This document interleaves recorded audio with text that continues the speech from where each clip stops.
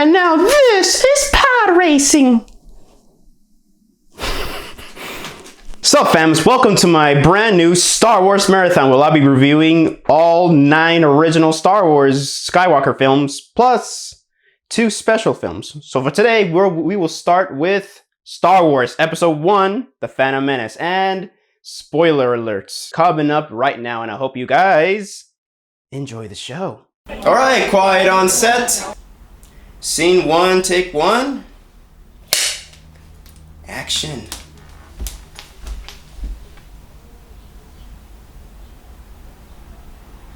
Star Wars Episode 1, The Phantom Menace was released in 1999. It is written, directed, and not produced by George Lucas, and it stars Liam Neeson, Ewan McGregor, Jake Lloyd, Samuel Jackson, Frank Oz as Yoda, and Ian McDiarmid as Palpatine. Oh yeah, and Natalie Portman as Padme Amidala. Story goes is there's this blockade around the city of Naboo by these things called the Separatists, and right now they kind of want to invade Naboo, but then again they're in orders of a Sith Lord known as Darth Sidious, or he wasn't known as Darth Sidious until his name was revealed in Episode 2. We'll talk about that next time. So the Separatists invade Naboo, and Chancellor Vice Valorum, I don't know, I forgot his name.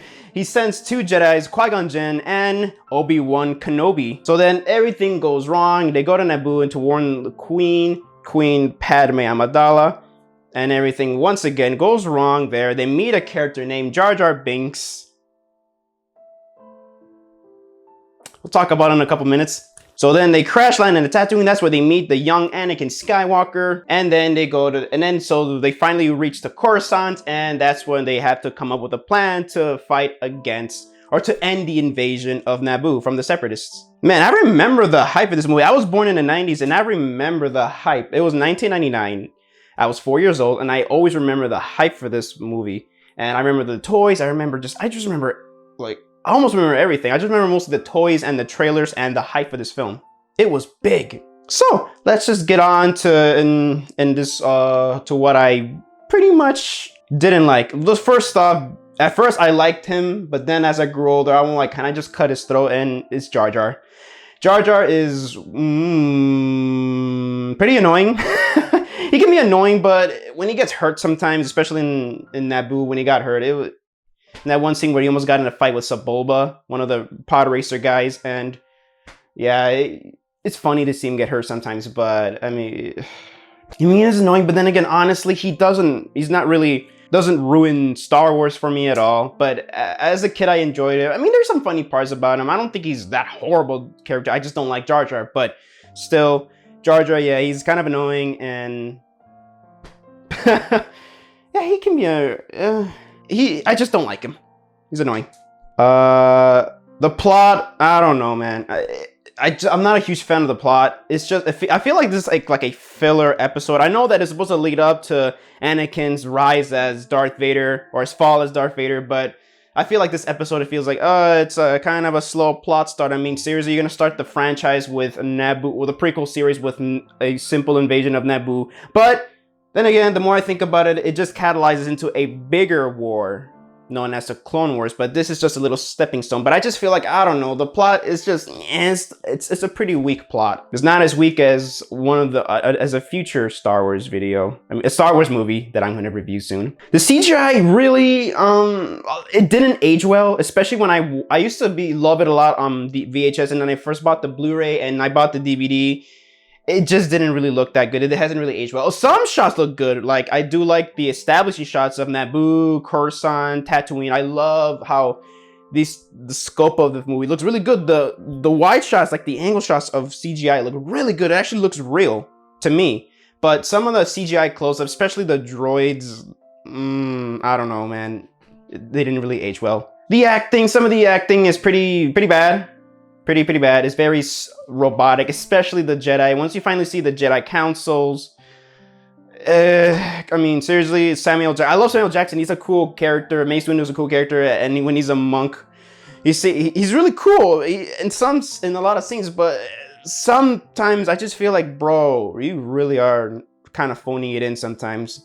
He just sounds pretty bland like this. We will not train the boy. He's too old. Darth Maul I love Darth Maul. I'll get to what I love about, I love Darth Maul, but his screen time, I really wish he had more screen time. I really love Darth Maul, but as much as screen time he gets, especially he steals the show in the third act in the final battle, I was like, man, I wanted to see more Darth Maul, man. He was so cool. I'm just glad the Clone Wars TV series fleshed him out more. I just love that, but Darth Maul, I wish he was in the movie. If the Clone Wars didn't exist, as not counting the Clone Wars TV series, he doesn't get a lot of screen time, and that's a shame because I really love Darth Maul. Yeah, basically my main gripe with this film is that it just puts special effects over story. I know that James Rolfe, the Angry Video Game Nerd, mentioned it before, but I mean, yeah, it just kind of puts like special effects over plot. I mean, they're not bad special effects, but they're not horrible, but I mean, seriously, if you're gonna put I get it. It's even the original trilogy was a lot of special effects. It was groundbreaking for the time. And yeah, even for Star Wars, it's pretty groundbreaking for its time. But then again, Jurassic Park, in my opinion, did better CGI than The Phantom Menace, because The Phantom Menace heavily relied on CGI, and Jurassic Park relied on CGI and practical effects, so they blended well together, and they still look great, even though that, well, if you watch it on 4K or Blu-ray, they sometimes stand out pretty bad. So now let's just get on what I really liked. I really like the action in this movie, especially around the third act. The Battle of Naboo was pretty cool.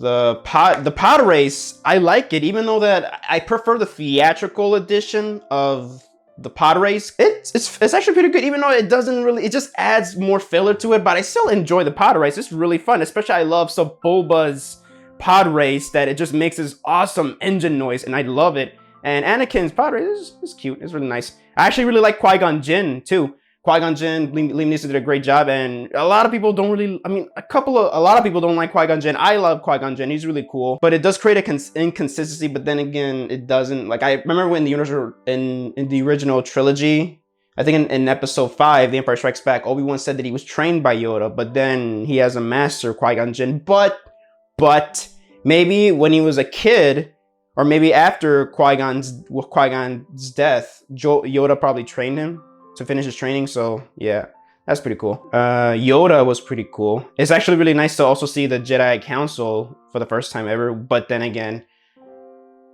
Ian McDiarmid, this little screen time he had, you see some Emperor Palpatine already right there when he's manipulating Queen Amidala, or her clone, or her doppelganger. Her decoy, yeah. Ewan McGregor's Obi-Wan. I love Obi-Wan Kenobi in this movie. He's actually my favorite character in The Phantom Menace, Obi-Wan Kenobi, because that dude, oh man, when I picture Obi-Wan as a Padawan, as a young man, as a teenager, that's who I picture as. And I'm like, ooh, quiet Obi-Wan.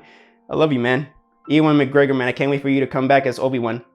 Jake Lloyd, I forgot to mention Jake Lloyd. He's a mixed bag for me. I mean, of course, he's not good in acting, but I mean, I can't really blame the kid a whole lot. I mean, then again, George Lucas, when he works with people, he's not a very good people person sometimes. But Jake Lloyd, he was all right. The score by John Williams is breathtaking. I love the score by John Williams, especially the song Duel of the Fates. And speaking of Duel of the Fates, man, I love that lightsaber battle with Darth Maul, Obi-Wan, and Qui-Gon. Especially when you just see freaking Darth Maul just bring out his dual lightsaber, and you're just like, oh, I never seen that before. It's just awesome. And man, the fight, especially Ray Parker, I think that's his name. No, Ray Parker. I forgot I'll just put his name down. Man, he just did an amazing job with his stunts, and I love that one scene. I just love the battle between just them. I love the whole standoff when Qui-Gon, Obi-Wan, and Darth Maul, they're just staring at each other for a bit.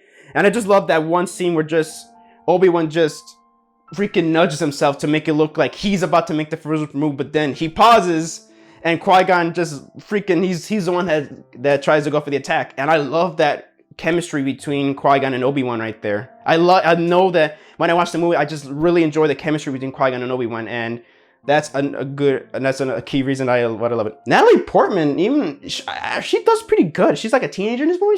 She does a pretty good job too. The Gungans don't really annoy me much either. I actually kind of like the Gungans, and the space battle is pretty nice. But overall, when it comes down to this, And also, when I saw Qui-Gon Jinn die, I didn't expect him to die. I was a little kid. I'm just so used to seeing the heroes live, but this is the first time I see that one of the heroes die, and this is sad, especially when I saw him get cremated. Yeah, and also, I really like the scene where just, although Yoda didn't want to approve it at first, he just was like, whatever, due to Qui-Gon's wishes, I'll appoint Obi-Wan Kenobi as the Jedi Master for Anakin Skywalker, and that's really nice overall. But I mean, as much as I do praise a lot of its stuff like that, I still, like I said earlier, to me, there's a lot of problems, especially also the pacing is just pretty slow for me, but I just feel like the action is pretty well spaced out here. But yeah, it's a mess for me. It's kind of a mess. Overall, it's pretty, it is pretty a mixed bag for me, but I still somehow enjoy it. So if I were to give The Phantom Menace a rating, I'll probably just give it like a safe 3 out of 5 stars. But man, I have a soft spot for The Phantom Menace, but I don't think it's a horrible film. But I don't see it as a good film either. I just think it's an okay film. When I rewatch it, I'm just like, it's an okay movie. It's, in my opinion, not that offensive of a film. But yeah, so I hope you guys enjoyed this review. Make sure you guys leave a like, comment, and subscribe. And make sure you guys share it with your friends. And make sure you guys hit that bell for notifications. So this is Javi from JAVIWOOD Productions signing off, and thank you for watching this video, and stay tuned for Star Wars Episode 2 Attack of the Clones. And I hope you guys enjoyed the show. And may the Force be with you always.